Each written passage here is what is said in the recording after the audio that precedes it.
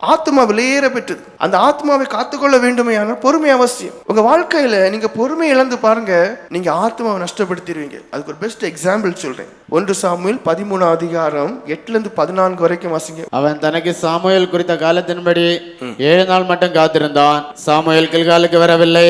ஜனங்கள் அவனை விட்டு சிதறி போனார்கள். அப்பொழுது சவுல், அதாவது ஒரு தகன பலி எது செலுத்தினாலும் ஆசாரியா தான் செலுத்தணும், ராஜா செலுத்தக்கூடாது. அப்ப சாமுவேல் என்ன சொல்றாரு, நான் வரது வரைக்கும் நீ பொறுத்துக்க.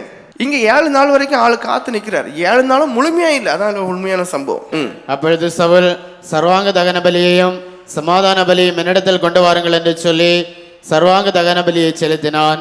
அவன் சர்வாங்க தகன பலியிட்டு முடிகிற போது இதோ சாமுவேல் வந்தான்.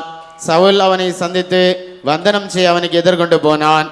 நீர் செய்தது என்ன என்று சாமுவேல் கேட்டதற்கு சவுல், ஜனங்கள் என்னை விட்டு சிதறி போகிறதையும் குறித்த நாட்களின் திட்டத்திலே நீர் வராததையும் பெலிஸ்தர் மிக்மாஸிலே கூடி வந்திருக்கிறதையும் நான் கண்டபடியினாலே கில்காலில் பெலிஸ்தர் எனக்கு விரோதமாய் வந்து விடுவார்கள் என்றும் நான் இன்னும் கர்த்தருடைய சமூகத்தை நோக்கி விண்ணப்பம் பண்ணவில்லை என்றும் எண்ணி துணிந்து சர்வாங்க தகனபலியை செலுத்தினேன் என்றான். பாருங்க, சொன்ன காரியத்துல உறுதியா இருக்கணும். நீங்க 9000 சாக்கு போக்கு சொல்லலாம், எதிரி அங்க இருக்கிறானியோ, ஜனங்கள் போனானியோ, நீங்க சொன்ன நேரத்துல வரலானியோ, எதுவும் ஏற்றுக்கொள்ளப்படாது. ராஜா ராஜாஸ்தானத்துல தான் இருக்கு. ஆசாரியன் செய்ய வேண்டிய காரியங்களை செய்யும். எண்ணி துணிந்து சர்வாங்க தகன பலியை செலுத்தினேன் என்றான்.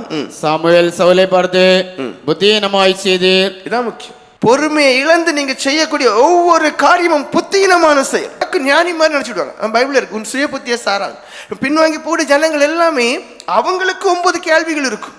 அதை வேதம் சொல்லுது, குப்பையில போடு, நீ கீழ்படி, நீ அடங்கு, நீ பொறுமையாயிரு நீ. ஆனா இப்போ எல்லாருமே தங்களை ஞானி நினைச்சுக்கிடுவாங்க, சுய புத்திய சாருவாங்க. வேதம் சொல்லுது புத்தியீனமான செயல் அது. நீர் புத்தியீனமாய் செய்தீர். உம்முடைய தேவனாய கர்த்தர் உமக்கு வைத்த கட்டளையை கை கொள்ளாமற் போனீர். கற்பனை என்ன கற்பனை? முதல் கற்பனை, உன் ஆத்மா காத்துக்கொள்ளணுமா, பொறுமையாரு. சொன்னது யாரு? இயேசு கிறிஸ்து. இப்ப யார்கிட்ட இருக்கு பொறுமை? எத்தனை பேர் பொறுமை இழந்து வார்த்தையை விட்டு செய்யக்கூடாதெல்லாம் செய்து எல்லாம் பண்ணிட்டு இன்னும் நியாயப்படுத்தி கொண்டே இருப்பாங்க. புத்தியீனமாய் செய்யறாங்க. புத்தியீனமாய் செய்தீர் என்று சொல்லப்பட்டிருக்கு. தேவன் கொடுத்த கற்பனையை மீறினீர். மற்றபடி கர்த்தர் இஸ்ரவேலின் மேல் உம்முடைய ராஜ்யபாரத்தை என்றைக்கும் ஸ்திரப்படுத்துவார். இப்போதோ அதான் கற்பனை பண்ணி பார்த்தா நமக்கே ஆச்சரியமா இருக்கும்.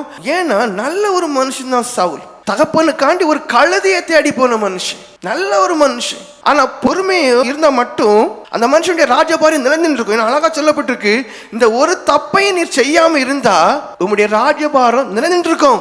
ஆனா பொறுமையை இழந்து நீர் இந்த தப்ப பண்ணதுனால இனி உம்முடைய ராஜபாரம் நிலைநிற்காது. இது அந்த மனுஷன் கற்பனையே பண்ணிருக்காரு. அதை வாசிங்க. இப்போதோ உம்முடைய ராஜ்யபாரம் நிலைநிற்காது. போதும். அப்போ சவுலை உருவாக்கும் போது அடுத்த தாவீது என்று ஆண்டவர் நினைக்கல. சவுலுக்கு அடுத்தது யோனத்தான் தான் நினைச்சார். ஆனா எப்ப பொறுமையை இழந்து போறான மனுஷன் பெரிய ஒரு ஆசீர்வாதத்தை இழந்து போறான். கற்பனை பண்ணே முடியாத அளவுக்கு பொறுமையை இழக்கிறதுனால இவ்வளவு ஒரு நஷ்டமா? ஆமா, உங்க வாழ்க்கையை நீங்க சோதிச்சு பாருங்க. இங்க இருக்கிற எவ்வளவு விசுவாசி பின்மாற்றம் அடைஞ்சவங்க வாழ்க்கையை சோதிச்சு பாருங்க. பொறுமைங்கிற ஒண்ணு மாத்திரம் இழந்தனால நீங்க எவ்வளவு பின்னடைஞ்சிருக்கிறீங்க. ஜீவியத்துல இருளடைஞ்சி, மன கடினத்துக்கு இடம் கொடுத்து, கசப்புக்கு இடம் கொடுத்து, எத்தனையோ அளவு பின்மாற்றத்தோடு இருக்கிறீங்க.